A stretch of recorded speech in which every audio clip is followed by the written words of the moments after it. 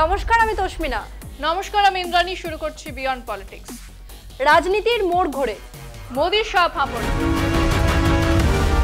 বলো, ছুটি কেমন কাটালে? আমার ছুটি দিব্যি কেটেছে। খেলাম, দিলাম, ঘুমোলাম, ভালোই হয়েছে। আমারটাও জানিয়ে দিই, আমারও ভালোই কেটেছে। আর আরো ভালো কেটেছে তার কারণ আমাদের পাড়াতে পালা বদল হয়েছে। কি হয়েছে তোর পাড়ায়? তোমার মনে আছে ওই যে ঘন্টাদার কথা বলেছিলাম, আমাদের পাড়ার বাহুবলী সংঘের প্রেসিডেন্ট? হ্যাঁ, মনে আছে তো। কি হয়েছে তাতে? পাড়ার সিনিয়ররা ঘন্টাদাকে ক্লাব থেকে বের করে দিয়েছে। ঘন্টাদা আর ক্লাবের প্রেসিডেন্ট নেই। বাবারে, ঘন্টাদার এত দাপট ছিল, তাকেই ক্লাব ছাড়া করে দিল? না হলে আর বলছি কি, কালকে ছুটির দিন, পাড়া জোয়ান বুড়ো সবাই বাড়িতেই ছিল। গোটা পাড়া মিলে ঘন্টাদাকে প্রথমে ক্লাব থেকে আর তারপর পাড়া থেকেই বের করে দিল।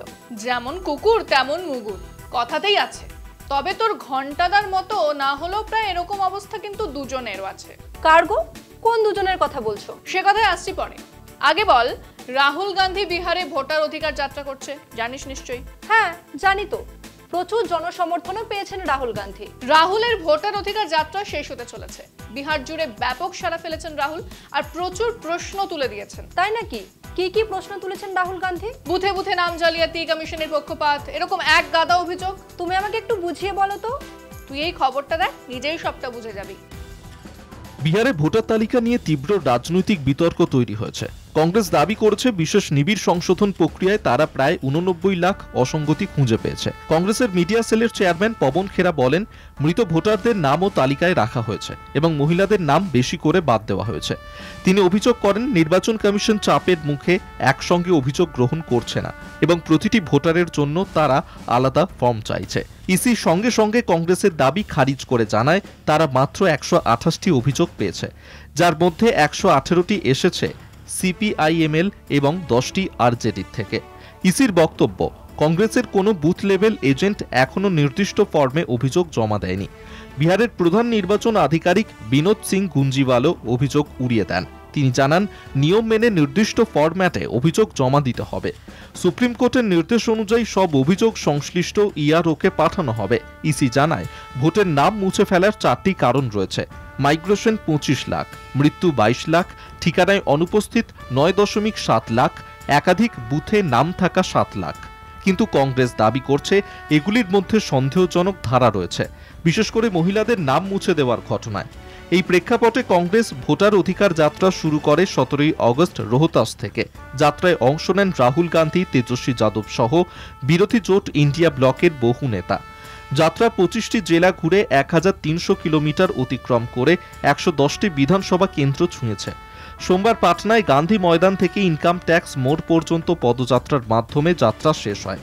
এই মিছিলে উপস্থিত ছিলেন রাহুল গান্ধী, কংগ্রেসের সভাপতি মল্লিকার্জুন খার্গে, তেজস্বী যাদব, সিপিআইএমএল নেতা দীপঙ্কর ভট্টাচার্য, এনসিপির সুপ্রিয়া সুলে, সিপিএম নেতা এম.এ. বেবি, সিপিআই নেতা ডি রাজা, ঝাড়খণ্ডের মুখ্যমন্ত্রী হেমন্ত সোরেন সহ অনেক শীর্ষ নেতা। রাজ্য কংগ্রেসের সভাপতি রাজেশ কুমার বলেন, এটি শান্তিপূর্ণ মিছিল, রাজনৈতিক কর্মসূচি নয়। যাত্রায় সারা দেশ থেকে নেতারা যোগ দিয়েছেন।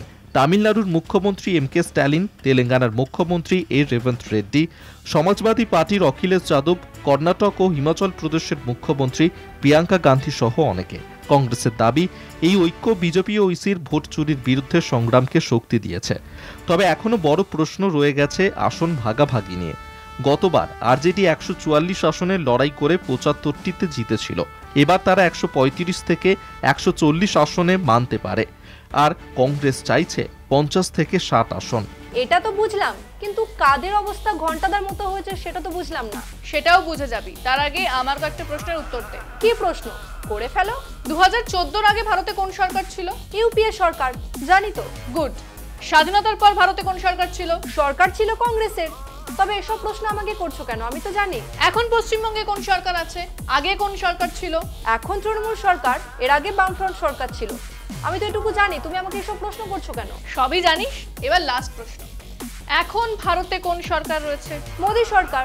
কিন্তু তুমি এসব প্রশ্ন কেন বারবার জিজ্ঞাসা করছো বলো তো? 2014-র পর প্রচারে বল আর কাজে বল, সরকার এনডিএ জোট গড়লেও নাম হচ্ছে মোদি সরকার। হ্যাঁ, আবকি বার মোদি সরকার। মোদি সরকারই তো। সেখানেই গন্ডগোল। নরেন্দ্র মোদি আর অমিত শাহ সরকারও এই দুজন চালায়, বিজেপিও এই দুজনই চালায়। সেটাও ঠিক কথা, কিন্তু তুমি বলতে কি চাইছো?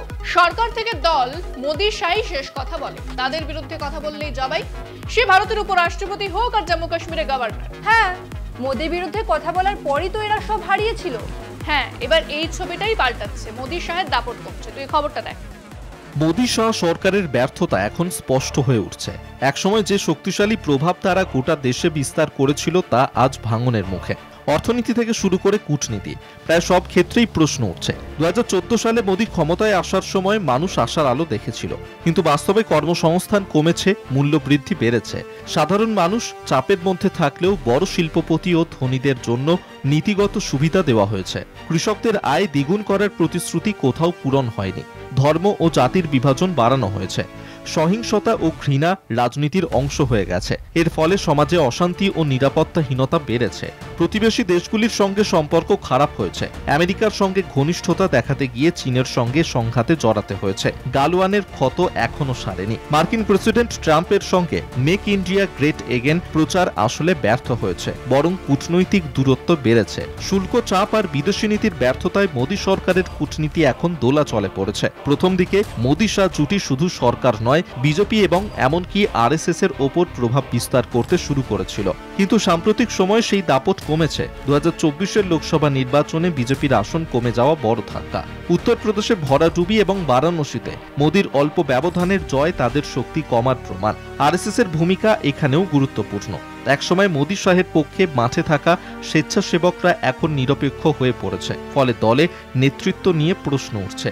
বিহার নির্বাচন আরও এক মোড় আনতে পারে। যদি বিজেপি এখানে হারে, তবে শুধু সরকারের ভেতর নয়, দলের ভেতরেও বড় বিভাজন তৈরি হবে।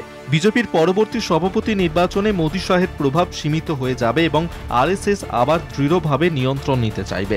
সব মিলিয়ে মোদি শাহ সরকারের শক্ত ঘাঁটি ভেঙে পড়ছে। একদিকে ব্যর্থ নীতি, অন্যদিকে দলের ভেতর ভাঙন। এই দ্বিগুণ চাপ এখন বিজেপিকে সংকটে ফেলেছে। কলকাতা টিভি। দলের উপর মোদি শাহ নিয়ন্ত্রণ হারাচ্ছে বলছো? রাজনৈতিক বিশ্লেষকরা তাই বলছেন। তার উপর বিহার কাঁটা। বিহার কাঁটা কেন? নরেন্দ্র মোদীর সরকার তৃতীয়বার ক্ষমতায় এসেছে নীতিশ কুমার আর চন্দ্রবাবু নাইডুর উপর ভর করে। হ্যাঁ, সেটা তো জানি, তো তাতে কি হয়েছে? এসআইআর হোক বা অমিত শাহের সংবিধান সংশোধনী বিল, চন্দ্রবাবু নাইডুর দল বারবার উল্টো সুরে গান গেয়েছে। চন্দ্রবাবু নাইডু যদি হাত সরিয়ে দেয়, তাহলে কি সরকার পড়ে যাবে? সেসব পরে, তার আগে বিহারের কথায় আসি। বিহারের কোন কথায় বলো? রাহুল গান্ধী বিহারে যে ঝড় তুলেছেন, তাতে যদি নীতিশের গদি নড়ে যায়, তবে বিজেপির কি হবে? মানে ঠিক বুঝতে পারছি না। মানে নীতিশ কুমার ক্ষমতায় থাকার জন্য যে কোনো দিন পাল্টি খেতে পারে। যদি নীতিশ পাল্টি খায়, এনডিএর জোট থেকে 12 জন সাংসদ চলে যায়, কি হবে বুঝতে পারছিস? বাপরে, মোদি শাহ তো বড় ফাঁপড়ে পড়েছে গো। তা না হলে আর বলছি কি, নে এবার শেষ কর। হ্যাঁ, তাই ভালো। তাই বিয়ন্ড পলিটিক্স আজ এই পর্যন্তই। দেখতে থাকুন কলকাতা টিভি, রাত দিন 7 দিন।